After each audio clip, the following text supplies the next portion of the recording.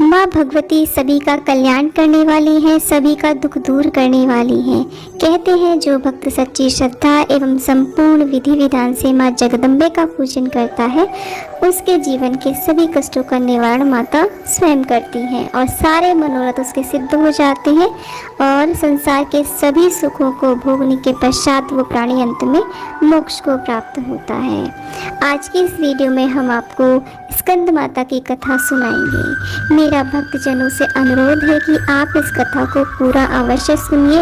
अंत तक आपको ये कथा अवश्य सुननी चाहिए, क्योंकि कथा को कभी भी बीच में नहीं छोड़ना चाहिए। हमारे शास्त्रों के अनुसार किसी भी कथा को यदि आप बीच में छोड़ते हैं तो हमारे पुण्य क्षीण हो जाते हैं और हमें दोष लग सकता है। इसलिए आप इस कथा को पूरा अवश्य सुनिए।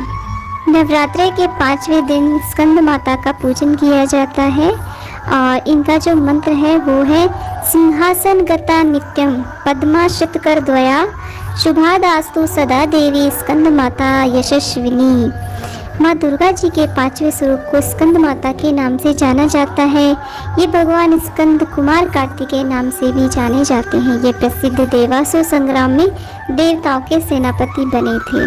पुराणों में इन्हें कुमार और शक्तिधर कहकर इनकी महिमा का गुणगान किया गया है। इनका वाहन मयूर है, अतः इन्हें मयूर वाहन के नाम से भी अभिहित किया गया है। इन्हें भगवान स्कंद की माता होने के कारण माँ दुर्गा जी के इस 5वें स्वरूप को स्कंद माता के नाम से जाना जाता है। इनकी उपासना नवरात्रि पूजा के 5वें दिन की जाती है। इस दिन साधक का मन विशुद्धि चक्र में अवस्थित होता है। इनके विग्रह में भगवान स्कंद जी की बाल रूप में इनके गोद में बैठे होते हैं। स्कंद मातृत्व स्वरूपिणी देवी की 4 भुजाएं हैं। ये दाहिनी तरफ की ऊपर वाली भुजा में भगवान स्कंद को गोद में पकड़े हुए हैं और दाहिनी तरफ की नीचे वाली भुजा जो ऊपर की ओर उठी हुई है उसमें कमल पुष्प है। बाईं तरफ की ऊपर वाली भुजा वर मुद्रा में तथा बीच वाली भुजा जो ऊपर की ओर उठी हुई है उसमें कमल पुष्प लिए हुए हैं। इनका आवरण पूर्णतः शुभ्र है। ये कमल के आसन पर विराजमान रहती हैं, इसी कारण से इन्हें पद्मासना देवी भी कहा जाता है। सिंह भी इनका वाहन है। नवरात्र पूजन के 5वें दिन का शास्त्रों में पुष्कल महत्व बताया गया है। इस चक्र में अवस्थित मन वाले साधक की समस्त बाह्य क्रियाओं एवं चित्त वृत्तियों का लोप हो जाता है। वह विशुद्ध चैतन्य स्वरूप की ओर अग्रसर हो रहा होता है। उसका मन समस्त लौकिक सांसारिक मायिक बंधनों से विमुक्त होकर के पद्मासना माँ स्कंद माता के स्वरूप में पूर्णतः तल्लीन होता है। इस समय साधक को पूर्ण सावधानी के साथ उपासना करनी चाहिए और उसे अपनी समस्त ध्यान वृत्तियों को एकाग्र रखते हुए साधना के पथ पर आगे बढ़ना चाहिए। माँ स्कंद माता की उपासना से भक्तों की समस्त इच्छाएं पूर्ण हो जाती हैं। इस मृत्युलोक में ही उसे परम शांति और सुख का अनुभव होने लगता है। उसके लिए मोक्ष का द्वार स्वयं सुलभ हो जाता है। स्कंद माता की उपासना से बालक रूप स्कंद भगवान की उपासना भी स्वयं हो जाती है। यह विशेषता केवल इन्हीं को प्राप्त है।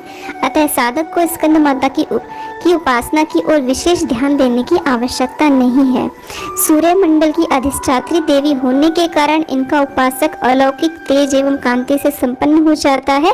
एक अलौकिक प्रभा मंडल अदृश्य भाव से सदैव उसके चतुर्दिक परिव्याप्त रहता है।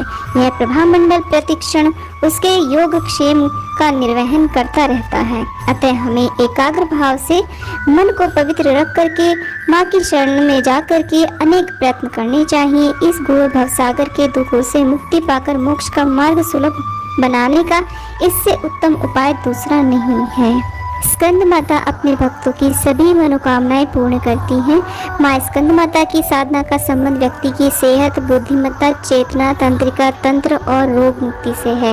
नवरात्रि के 5वें दिन भक्तों को केले का भोग लगाना चाहिए या फिर इसे प्रसाद के रूप में दान करना चाहिए। इससे परिवार में सुख, समृद्धि और शांति आती है। इस माँ की साधना से असाध्य रोगों का भी निवारण हो जाता है और ग्रह क्लेश से मुक्ति मिलती है। बुद्धि बल में वृद्धि के लिए देवी स्कंद माता के मंत्रों का जाप करना चाहिए। 6 इलायची चढ़ानी चाहिए। इस दिन सामर्थ्य के अनुसार किसी कन्या को कोई भी ज्वेलरी आप भेंट कर सकते हैं। तो मित्रों, उम्मीद करती हूँ कि वीडियो आपके लिए यूज़फुल रहा होगा। वीडियो थोड़ा भी यूज़फुल लगा है, इंटरव्यू तक लगा है तो वीडियो को लाइक शेयर एंड चैनल को ज़रूर सब्सक्राइब करिए और कमेंट बॉक्स में